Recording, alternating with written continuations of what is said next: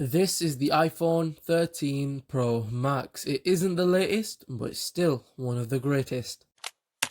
So I know the word greatest sounds like an exaggeration, but this phone is in its second year already and it still has so much to offer. We'll start with the design. It's fairly similar to what we have. The squared off stainless steel sides which make this phone feel premium. Triple cameras, frosted back glass which feels very good in the hand. Oh, and yeah, this phone introduced that 30% smaller notch, which is slowly starting to look dated as we've transitioned to just Dynamic Island. But at the moment, the Dynamic Island is more of a nice to have feature. It shouldn't be the only reason to upgrade to a 14 Pro or the 15s. It has Apple's ceramic shield on the front to increase drop resistance, but as someone has said, glass is glass and glass breaks. The only problems I have with the design and build of this phone is the heft. It's 240 grams, so not the lightest, and constantly getting jabbed by the rather boxy design can make it quite uncomfortable to hold. Although this can be fixed with a case, it's something to keep in mind if you're planning on not to.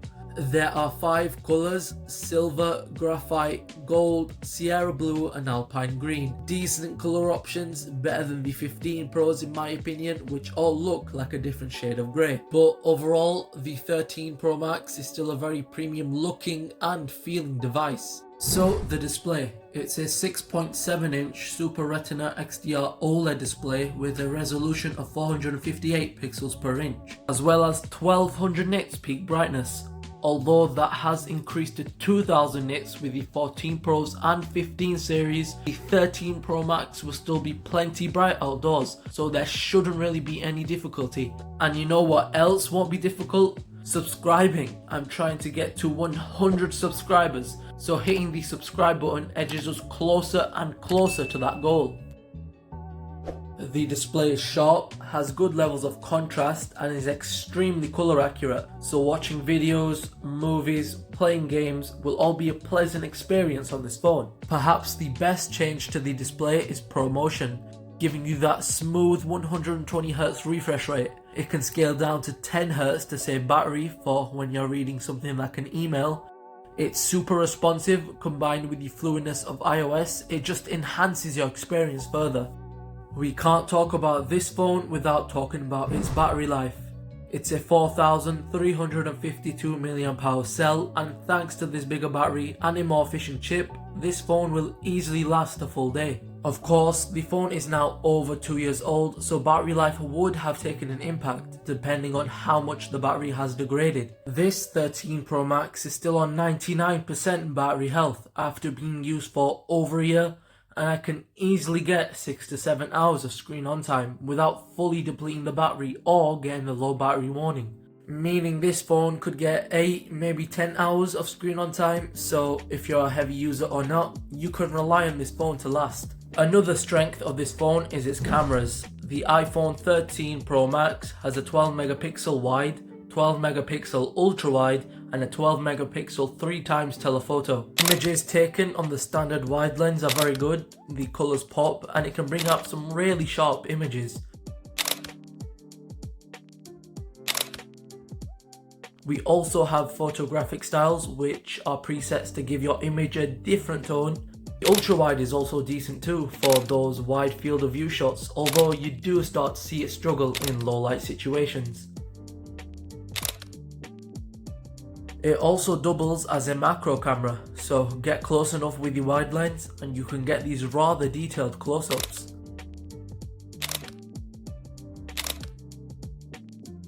The telephoto again is also good, helpful for when you're further away from something or want to add depth to an image. You can zoom digitally 15 times, but a lot of quality is lost here. Other than that, it's consistent when switching from the wide lens. As for low light, that was also improved with this phone. Photos are brighter in dark settings and slightly less noisy. You also have the ability to shoot ProRAW, giving you a lot more creative controls when editing photos. As for video capabilities, this phone can go up to 4K 60 with an option for ProRes, 1080p 30 for 128GB variants and up to 4K 30 for 256 and up. Cinematic mode is also included, adding a portrait effect to video, although it is capped at 1080p. Let's talk performance. Powering the 13 Pro Max is the A15 Bionic chip alongside 6 gigs of RAM. This chip absolutely flies through anything you throw at it, whether it's multitasking or apps that really require such processing power.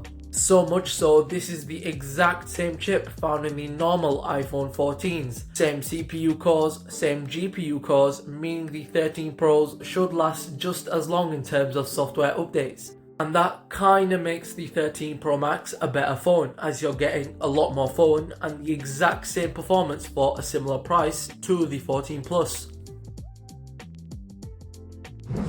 So overall, I'd say the iPhone 13 Pro Max is still a solid option for 2023 and maybe for 2024 as well. At least until the iPhone 16 series, where we'll have to see if it offers anything that would make you want to upgrade. You are getting a lot of phone for how much you can get this for. If you are going down the used or refurbished route, the 13 Pro Max can be found for around $700 from a site like Backmarket in excellent condition. You could probably get it for even lower looking at used from eBay. Keep in mind the battery health though. I'd recommend anywhere between 88% to 100%. The higher, the better. Anyways, that's been it. If you've made it to the end, thank you. Hope you enjoyed, and let me know if the quality or the production quality has improved from my last long video, which was a while ago. Anyways, thanks for watching again. Hope you enjoyed, and I'll catch you in the next video. See you there.